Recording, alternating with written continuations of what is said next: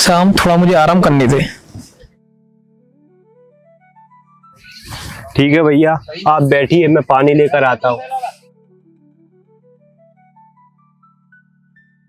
काश हमारे समाज में मृत्यु भोज जैसी प्रथा ना होती तो आज इस तरह हमें गांव छोड़कर नहीं जाना पड़ता।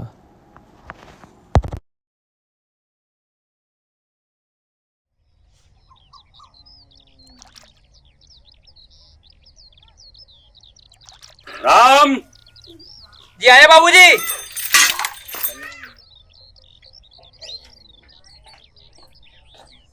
जी बाबूजी। अरे राम बेटा देख, दिन निकल आया, चल खेत पे चलते हैं। जी बाबूजी। कई दिन हो गए, फसल का काम भी देखना है।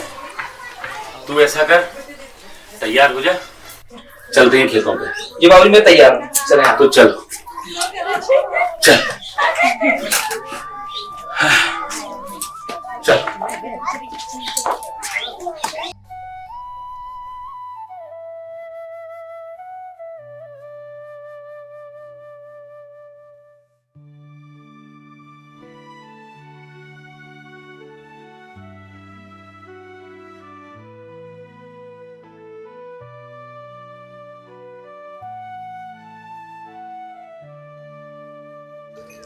हट चल चल चल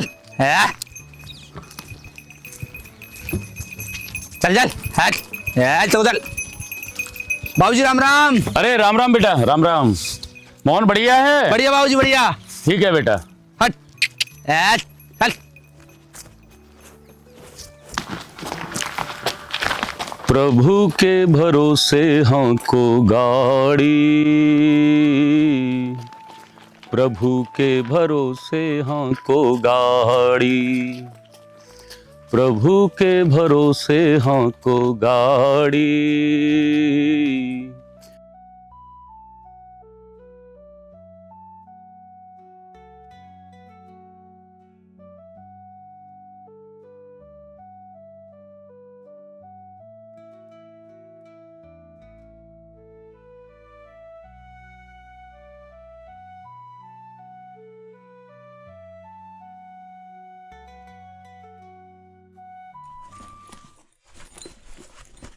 बेटा राम। जी बाबूजी। चल चल के थकान सी हो गई है, थोड़ी देर बैठ के आराम करते हैं। आ बैठ। जी बाबू।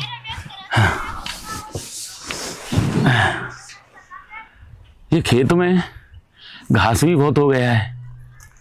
ऐसा करता हूँ, मैं ये घास को हटा दूँ जी बाबूजी। और तू ये डेलों को तोड़ दे।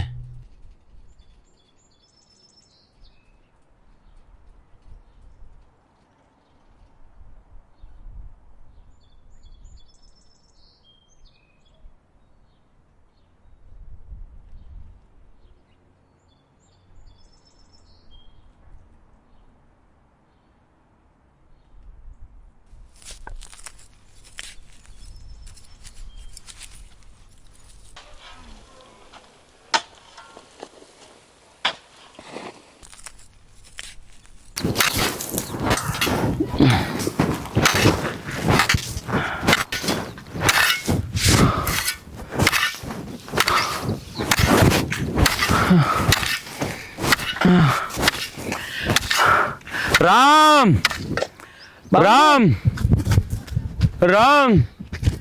हाँ क्या हुआ बाबूजी? हाँ बाबूजी चलो छाव में चलते हैं। हाँ बेटा। उठी बाबूजी। संभल कर। एक तरफ आएंगे बाबूजी।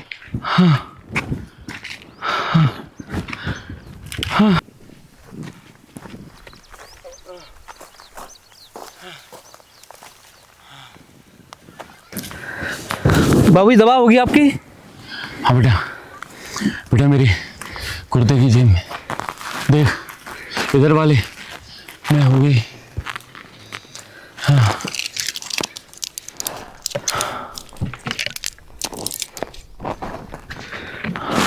बाबूजी आप दवा खाइए।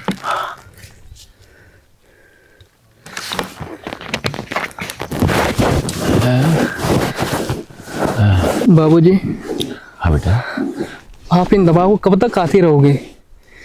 मैं सोच रहा हूँ कि आपको शहर ले जाकर किसी बड़ी डॉक्टर से आपको इलाज करवाऊँ। अरे बेटा, ये कोई इतनी बड़ी बीमारी नहीं है जो तू इतना घबरा रहा है। अरे ये बीमारी क्या, ये तो लोगों को होती रहती है। और जिंदगी में राम कभी बेटा इन छोटी मोटी परेशानियों से घबराना मत। जो लड़ना जानते हैं वही जीवन में जीत पाते हैं। मेरी बात को याद रखना। कोई बात नहीं है, मुझे थोड़ी देर बाद आराम मिल जाएगा। हैं? तू जो कर रहा है उससे भी मुझे बड़ा आराम मिल रहा है बेटा। और तूने अभी तो दवा दी है ना मुझे, ठीक हो जाऊंगा बेटा। राम। जी बाबूजी। मेरे होठ सूख रहे हैं, थोड़ा पानी और पिला दे। जी बाबूजी।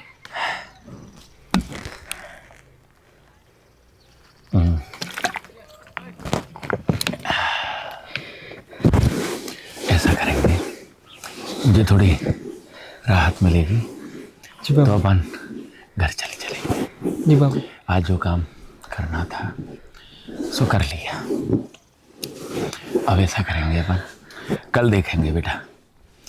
कल खेत की जुताई भी करना है।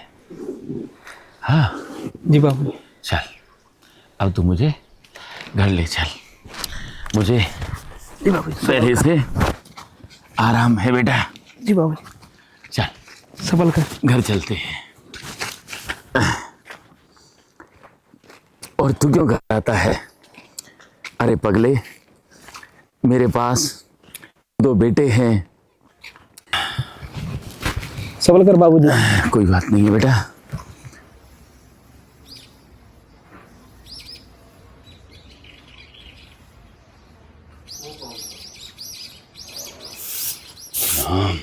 संभल कर बाबूजी। अरे भैया, क्या हुआ बाबूजी को? श्याम, आज फिर बाबूजी के सीने में तेज दर्द हुआ। अरे हाँ श्याम।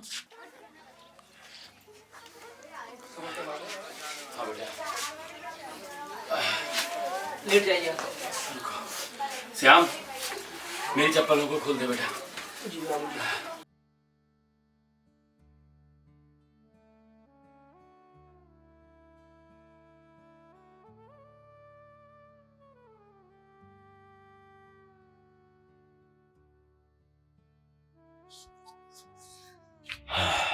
भैया, क्यों ना हम बाबूजी को शहर में किसी अच्छे से डॉक्टर के यहाँ इलाज करवा लेते हैं। हाँ श्याम, मैं भी यही चाहता हूँ, लेकिन बाबूजी मानने को तैयार ही नहीं है। अरे बेटा, तुम इतना क्यों घबराते हो? तुम्हारा बाप है और वो अभी जिंदा है। डरो मत। छोटे से दर्द से डर गए? अरे बेटा, मैंने तो जिंदगी में बड़ी बड़ी तकलीफें देखी, मैं तो फिर भी नहीं डरा। तुम मेरे बेटे हो, बहादुर बनो। डरना किसी समस्या का समाधान नहीं है। ये समस्याएं आती है। राम। जी बाबूजी। मुझे थोड़ा पानी पिला दे बेटा, मेरा गला सूख रहा है। मैं लेकर आ रहा हूँ बाबूजी। ले आ बेटा। जो डर जाते हैं उन्हें जिंदगी सबसे पहले हरा देती है। डरना किसी समस्या का समाधान नहीं। लो बाबूजी पानी। बस डरो मत बेटा, भगवान सब ठीक करेगा। राम। जी बाबूजी। मुझे बैठा दे, मुझे बिठा दे आराम से।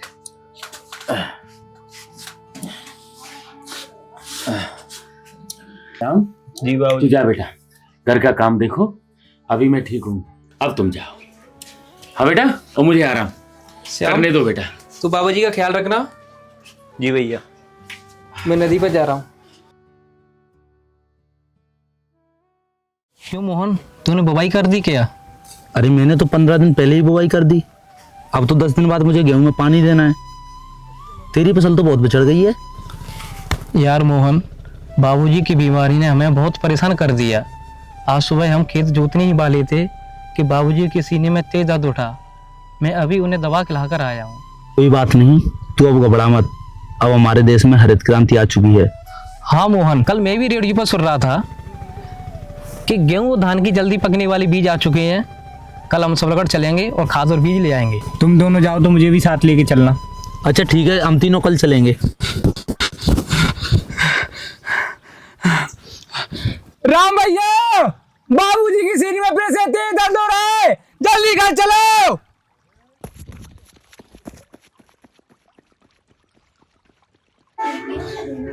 धारा थोड़ी गहरी सांस लीजिए।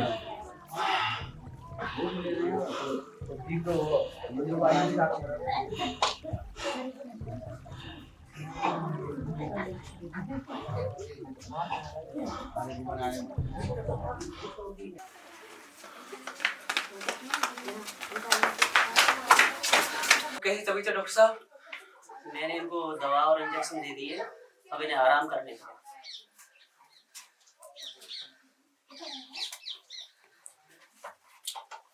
वैसे कब से है इनको दर्द की शिकायत? डॉक्टर साहब, पिछले 2-3 महीने से लगातार दवा खा रहे हैं। हाँ डॉक्टर साहब, लेकिन आज बाबूजी को दवा खिलाने के बाद भी आराम नहीं मिला, इसलिए आपको बुलाना पड़ा। अच्छा राम, तुम दोनों मेरे साथ बाहर आओ। जी डॉक्टर साहब।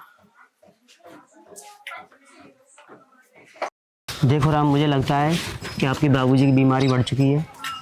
हो सकता है उनका ऑपरेशन कराना पड़े। ऑपरेशन? कितना खर्चा आएगा डॉक्टर साहब? ऑपरेशन में करीबन 1.5 से 2 लाख रुपए खर्चा आएगा, या उससे ऊपर भी आ सकता है। अच्छा ठीक है, आप देख लेना।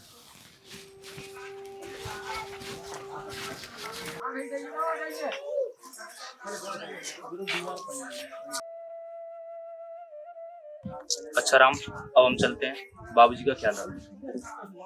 ठीक है बाबा।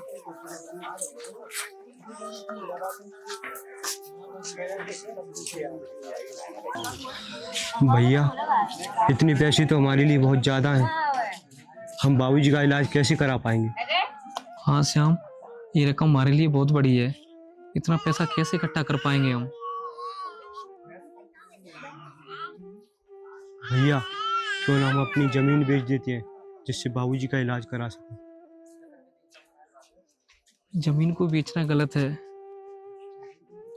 मगर इसके अलावा हमारे पास कोई उपाय भी तो नहीं है। गोपाल,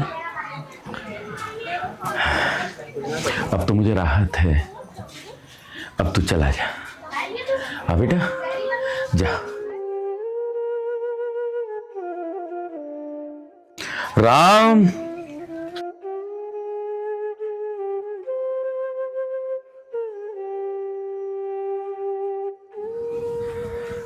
जी बाबूजी। देखो बेटा, मेरी बीमारी की वजह से हमारा खेती का कोई भी काम हम समय पर नहीं कर पा रहे हैं। अभी तक न तो हमने जुताई की है, न हम बुवाई कर पाए हैं, और ना ही हमारी फसल की कोई भी काम हमने ठीक से किया है बेटा। इस बार मैं सोच रहा था कि अगर अच्छी फसल हो जाती तो मैं किसी अच्छे से अस्पताल में जाके अपना इलाज करवा लेता, क्योंकि अभी से मेरी बीमारी हमें परेशान कर देगी। मेरी बीमारी बेटा दिन ब दिन बढ़ती जा रही है। कभी कभी तो दर्द इतना बढ़ जाता है कि मुझे रातों को नींद भी नहीं आती। अस्पताल में दिखाना बहुत ज़रूरी हो गया है बेटा। हाँ बाबूजी, डॉक्टर साहब ने भी आपके ऑपरेशन के लिए बोला है।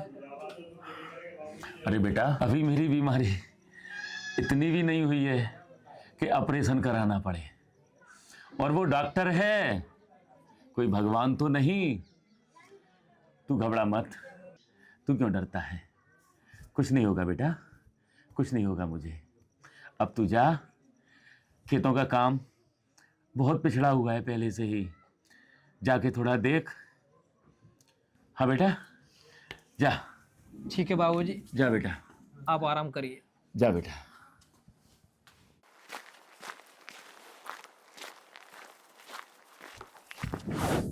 अरे मोहन, इधर आ, तुझसे कुछ बात करनी है।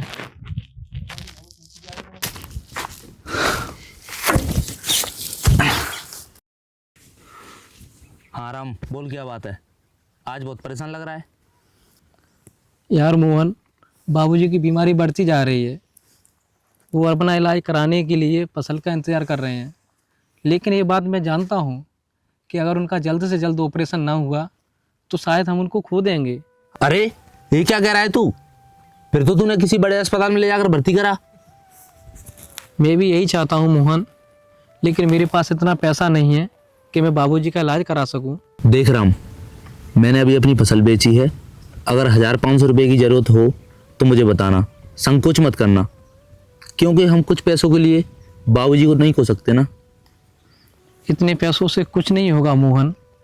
डॉक्टर ने बोला है अगर ऑपरेशन करना पड़ा तो 1.5 से 2 लाख रुपए का खर्चा आएगा। अरे इतने पैसे तू कौन से लाएगा? हम दोनों भाइयों ने फैसला किया है कि हम अपनी ज़मीन को बेच देते हैं और बाबूजी का इलाज करा लेते हैं। अरे जमीन को बेचना क्या सही रहेगा राम? और क्या बाबूजी इसके लिए मान जाएंगे? मोहन, मानेंगे तो नहीं, लेकिन इसके अलावा हमारे पास कोई उपाय भी तो नहीं है, इसलिए उन्हें मनाना पड़ेगा। तभी तो मैंने तुझे बुलाया है। तू मेरे साथ घर चल, बाबूजी से बात करते हैं, शायद वो मान जाएं। चल, तू कहता है तो बात करके देख लेते हैं।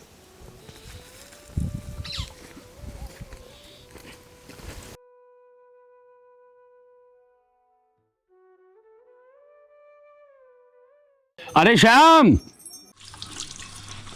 जी बाबूजी।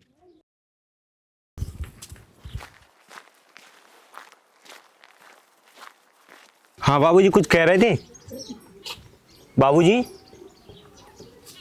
अरे बैठ श्याम, तुमने कुछ खाया कि नहीं बेटा सुबह से? हाँ बाबूजी, हमने खा लिया। आप भी कुछ खा लेते। नहीं बेटा, मेरा खाने का कुछ मन नहीं कर रहा है। तो एक काम कर। जी बाबूजी। वो चने रखे होंगे जो कल राम लाया था, याद है तुझे? जी बाबूजी। उनको थोड़े से ले आ। जी बाबूजी। उन्हीं को खा के पानी पी लूँगा मैं तो। जा बेटा। जी बाबूजी। जा।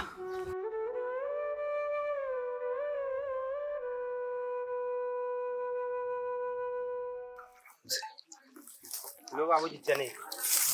रख दे बेटा, इन्हें छिलका निकाल के साफ कर दे। जी बाबूजी।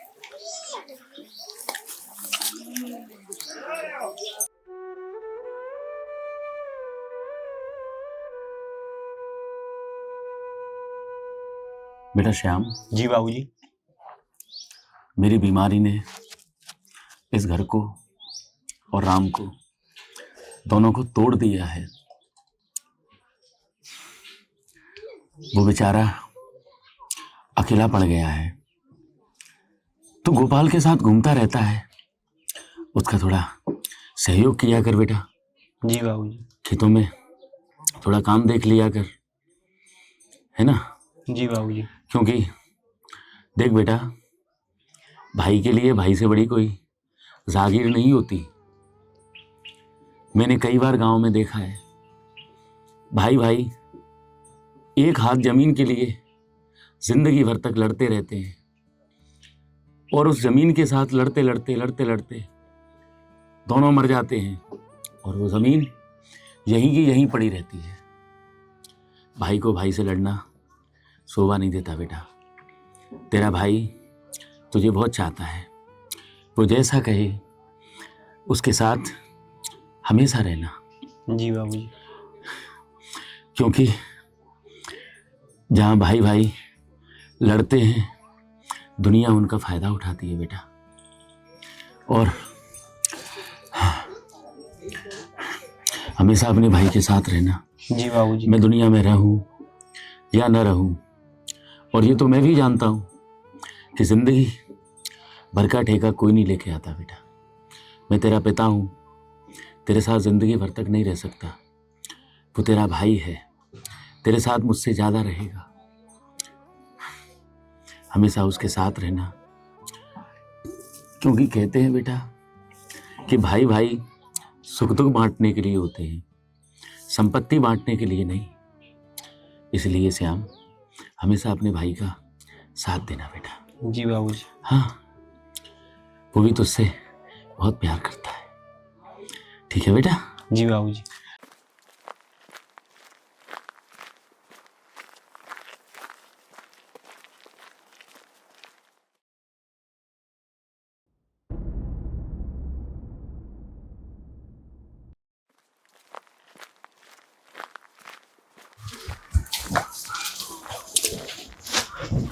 अरे आ गए तुम लोग। जी बाबू। कैसी तबीयत है बाबूजी आपकी? तबीयत तो ठीक है बेटा, बस हल्का सा सीने में बस दर्द है, पर कोई परेशानी वाली बात नहीं है। बाबूजी, अब तो आपका ऑपरेशन होना बहुत जरूरी है। करा लेंगे, मैं कह तो रहा हूँ, फसल को तो आने दे बेटा। बाबूजी, फसल की रिपोर्ट से कुछ नहीं होगा। ऑपरेशन के लिए 1.5 से 2 लाख रुपए का खर्चा आएगा। ये किसने कहा तुझसे 1.5 से 2 लाख रुपए का खर्चा आएगा? ये सच है बाबूजी। इतना पैसा कहाँ से लाएंगे बेटा? इतना पैसा तो हम अगर अपनी 10 फसलों को बेचेंगे तब भी नहीं मिलने वाला। लगता है मुझे इस दर्द से और लड़ना पड़ेगा, लेकिन तू घबरा मत, मैं लड़ने को तैयार हूँ। अभी हिम्मत नहीं हारा मैं, तू घबरा मत। बाबूजी, मैंने और श्याम ने हाँ बोलो। जमीन को बेचने का फैसला किया है और उन रुपयों से आपका इलाज कराएंगे हम। तो मोहन जी बाबूजी। समझा इसे? क्या कह रहा है ये? तू तो दोस्त है इसका। बाबूजी ये सच कह रहा है, आपका इलाज कराना बहुत ज़रूरी है। तो क्या जमीन को बेच दोगे? अरे जमीन हमारी माँ है। क्या कोई बेटा अपनी माँ को बेचता है भला? क्या कोई बेटा अपनी माँ का सौदा कर सकता है? ये वो माँ है बेटा जो अपने आंचल की छांव देती है। ये अपने बेटे का पेट नहीं पालती, ये अपने बेटे की न जाने कितनी पीढ़ियों का पेट पालने की क्षमता रखती है। क्या इसको बेचना उचित है? अरे जमीन को कोई किसान बेचता है? मैंने दुनिया देखी है बेटा, मैंने उन किसानों की जमीन बिकती हुई देखी है। और जिन किसानों की जमीन बिक जाती है बेटा, उनको कई रातों तक नींद नहीं आती। अरे मां अपने आंचल का दूध पिलाकर अपने बेटे को जवान करती है, वैसे ही हमारी धरती मां यह भी अपना सीना फाड़ कर अनाज उगाती है और उस अनाज से हमारी भूख मिटती है। बेटा तू ही बता, क्या ऐसी मां को बेचना उचित रहेगा? बस बाबूजी, बहुत हो चुका। हम दोनों भाइयों ने फैसला कर लिया है और इसके अलावा करूँ तो करूँ क्या मैं? बाबूजी, हम दोनों भाइयों से माँ का आंचल तो छिन चुका है, मगर हम आपको खोना नहीं चाहते।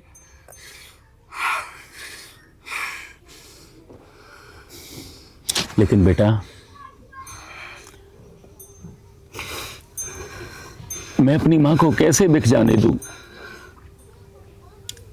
कोई बेटा नहीं चाहेगा, और मैं इतना खुदगर्ज नहीं कि अपनी जिंदगी को बचाने के लिए अपनी मां का सौदा कर दूं। तू ही बता, मजबूर तू है तो मजबूर मैं भी हूं बेटा। तू भी मेरी मजबूरी समझने का प्रयास कर। अपने बूढ़े बाप को और दुखी मत कर। अगर मेरी जमीन बिकी तो अगर मैं 4 दिन जीऊंगा तो बेटा मैं 4 घंटे भी नहीं जी सकता। ऐसा मत कर बेटा, ऐसा मत कर। क्या हुआ बाबूजी? क्या आपको फिर से दर्द हो रहा है? नहीं बेटा, ये दर्द उस दर्द से बड़ा नहीं जो अभी अभी मुझे मेरे बेटों ने दिया। इस दर्द को तो मैं सहन कर रहा था, लेकिन ये दर्द शायद ही मुझे जीने देगा। मैं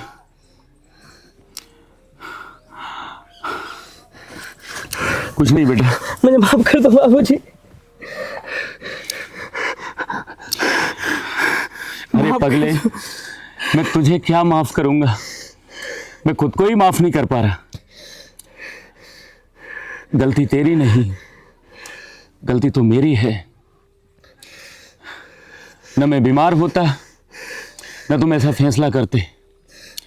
मेरी बात को ध्यान रखना बेटा, जमीन को कभी मत बेचना। अब तुम जाओ और मुझे आराम करने दो। श्याम, जी बाबू। इसे हटा ले बेटा, जाओ जाओ बेटा।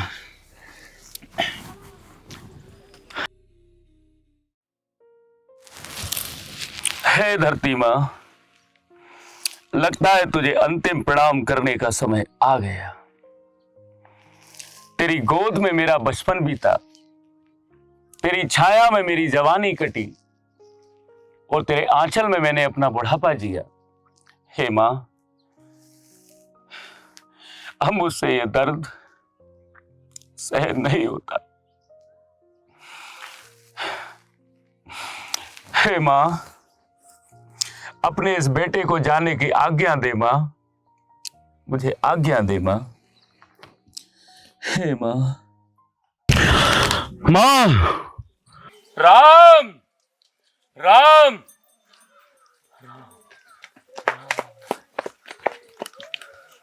क्या हुआ बाबूजी? क्या हुआ बाबूजी? बाबूजी, बाबूजी, बाबूजी, बाबूजी।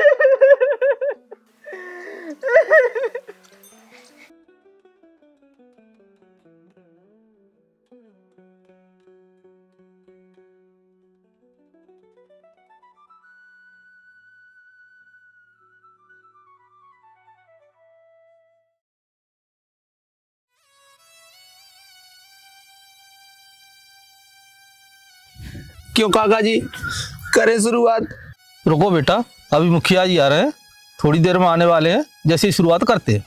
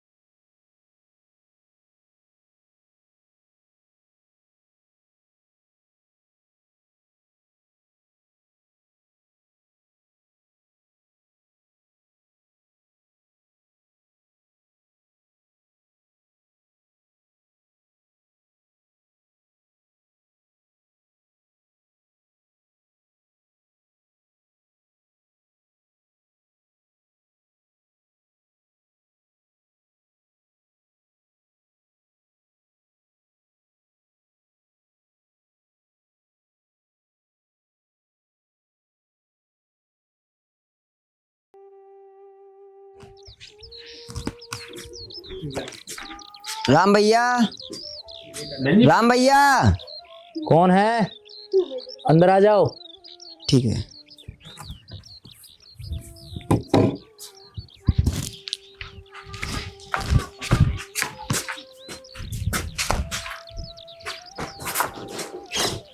राम भैया, आपको मुखिया जी ने पंचायत में बुलाया है। तुम चलो, हम आते हैं। जी भैया।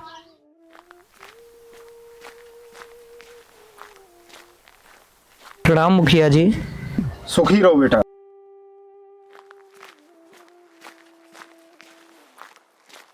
बेटा, बहुत बुरा लगा कि तुम्हारे बाबूजी का देहांत हो गया, लेकिन ईश्वर के आगे किसकी चलती है। मैं तुम्हारे बाबूजी का बहुत सम्मान करता हूँ।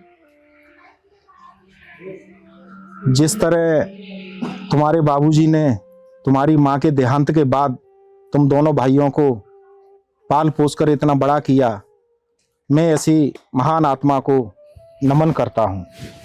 बेटे, आपके बाबूजी बहुत महान थे। उनका गांव में मान था, सम्मान था, प्रतिष्ठित व्यक्ति थे। हाँ मुखिया जी, इनके पिताजी गांव के सम्मानीय व्यक्ति थे। उनकी आत्मा की शांति के लिए मृत्यु भोज तो होना ही चाहिए। हाँ मुखिया जी, ये सही कह रहे हैं, मृत्यु भोज तो होना ही चाहिए।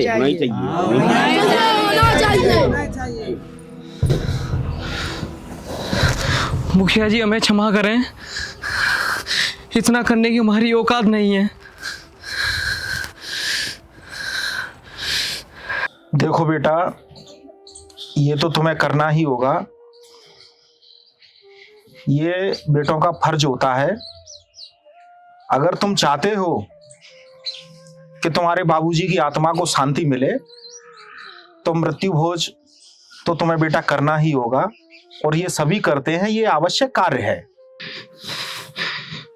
मुखिया जी, इसके लिए कितना क्या करना होगा और इसमें कितना खर्चा आएगा? देखो बेटा, जिस तरह से तुम्हारे बाबूजी का नाम आसपास चलता था, उस हिसाब से तो तुम्हें कम से कम 10-12 गांव के लोगों के भोजन की व्यवस्था करनी होगी। लेकिन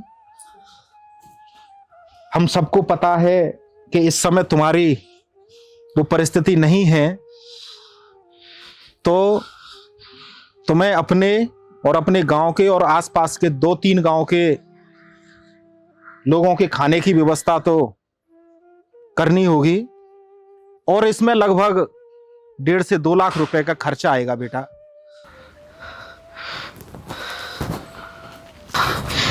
मुखिया जी, इतना पैसा तो हमारे पास है ही नहीं, कहाँ से लाएंगे इतना पैसा? हाँ मुखिया जी सही कह रहा है। मुखिया जी, अगर इतना पैसा इन दोनों के पास होता तो जी अपने बाबूजी का इलाज ही करा लेते। तुम सब लोग सही कह रहे हो, लेकिन मृत्यु भोज करना भी तो जरूरी है। सोचो, अगर मृत्यु भोज नहीं होगा तो इनके बाबूजी की आत्मा को शांति कैसे मिलेगी?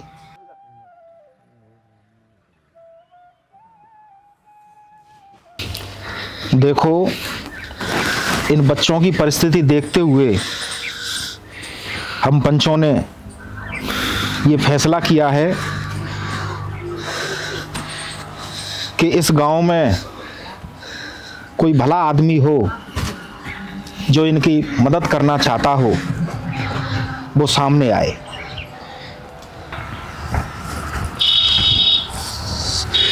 हाँ मुखिया जी, मैं करूंगा इनकी मदद। आओ उदय चौधरी, तुम्हें जो भी कहना है पंचों के सामने कहो। मुखिया जी, ये हमारे गांव वासी हैं और इनकी मदद करना हमारा फर्ज है। मैं इनकी मदद करने के लिए तैयार हूं, पर मेरी एक शर्त है मुखिया जी। हाँ बताओ उदय चौधरी, तुम्हारी क्या शर्त है? इन्हें इन कागजातों पर दस्तखत करने होंगे। कागज।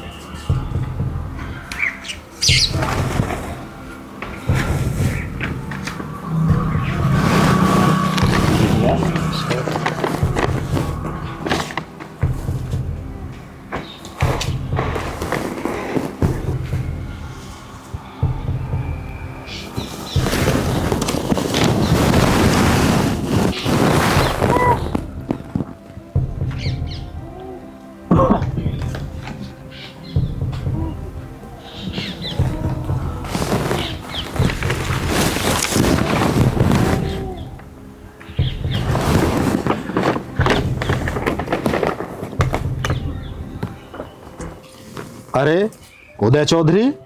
हाँ मुखिया जी। ये तो इन बच्चों की जमीन के कागज है। इसका मतलब तुम इन बच्चों की जमीन अपने नाम करवाना चाहते हो? हाँ मुखिया जी, मैं इनको कर्जा भी तो दे रहा हूँ, कुछ तो जमानत चाहिए। लेकिन मुखिया जी, जमीन बेचने के बाद हम क्या खाएंगे? कैसे अपना जीवन यापन कर पाएंगे मुखिया जी? कैसे अपना जीवन यापन कर पाएंगे? देखो बच्चों, उदय चौधरी तुम्हारी मदद कर रहा है और मृत्यु भोज होना भी जरूरी है। इसीलिए हम पंचों ने ये फैसला किया है कि तुम दोनों भाई इस कागजों पर अपने दस्तखत करो।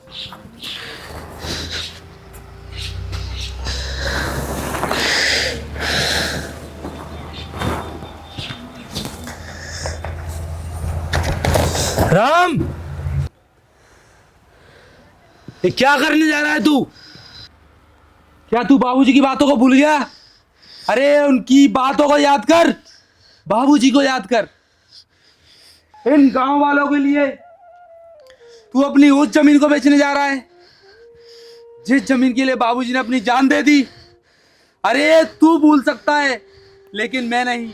उस समय जब बाबूजी का ध्यान हुआ था, गांव का एक भी आदमी उनके यहां नहीं आया था। यहां तक के उनके अंतिम संस्कार में भी गांव के कुछ गिने चुने लोग ही इकट्ठा हुए थे। क्या करने जा रहा है राम? मोहन, इसके अलावा हमारे पास और कोई उपाय भी तो नहीं है। हम गांव वालों के खिलाफ नहीं जा सकते, वरना ये गांव वाले हमें गांव में नहीं रहने देंगे। मुखिया जी, मैं इसकी तरफ से मैं आपसे माफी मांगता हूँ। लेकिन राम, तू ये जमीन को नहीं बेच रहा, जमीन के साथ साथ बाबूजी की आत्मा को बेच रहा है। जमीन तेरी है, तुझे सो करना है सो कर। मैं तो जा रहा हूं यहां से, मैं एक पल भी यहां नहीं रुकूंगा, क्योंकि यहां तो मेरा दम घुटता जा रहा है।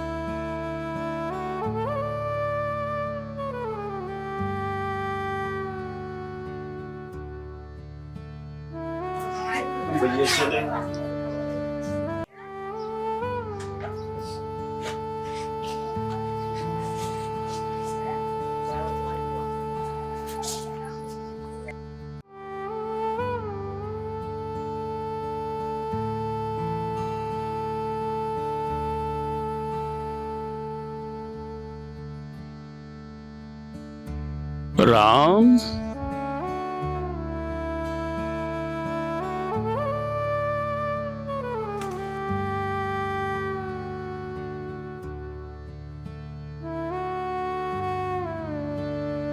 राम,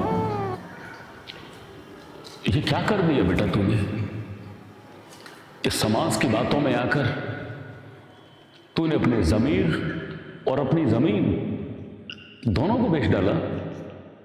अरे भूल गया तू मैंने मरते वक्त तुझे क्या कहा? अरे भोजन करने के भी कुछ नियम होते हैं।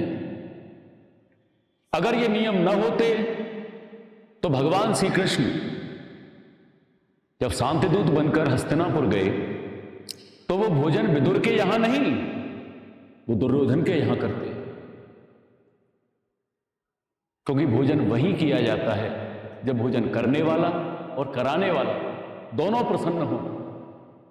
और तूने जो किया उसमें तो कोई प्रसन्न नहीं था बेटा। अरे हमारे शास्त्रों में तो ये भी लिखा है कि यदि कोई गरीब है तो वो 13 सात्विक ब्राह्मणों को या 13 कन्याओं को भोजन करवाने के बाद भी अपने पूर्वजों का श्राद्ध कर सकता है। फिर तूने ऐसा क्यों किया बेटा? क्यों मेरी आत्मा को तड़पने के लिए छोड़ दिया तूने? केवल मुझे शांत करने के लिए? अरे पागल, अब तो मैं और अशांत हो गया हूं। मुझे समझ में नहीं आता कि मैं अपनी धरती मां को और अपने पूर्वजों को क्या मुंह दिखाऊं।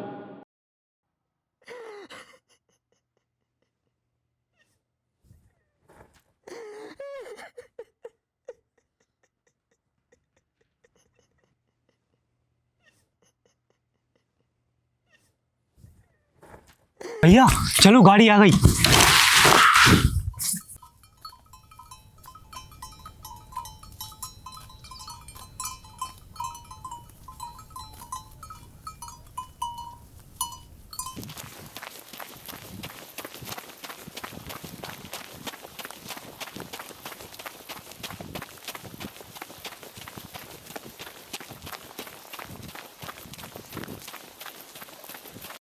रुक जा राम, तू ये गांव छोड़कर क्यों जा रहा है? हाँ राम, तुझे हमारे रहते हुए गांव छोड़ के जाने की कोई जरूरत नहीं। गांव वालों ने मेरा गांव घर सब कुछ छीन लिया। तुम तो मेरे मित्र हो, मुझे माफ करो। ऐसा क्यों कहता राम?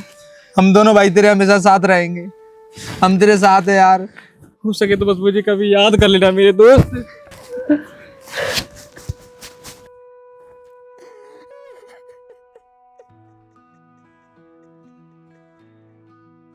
अच्छा भैया, हम चलते हैं।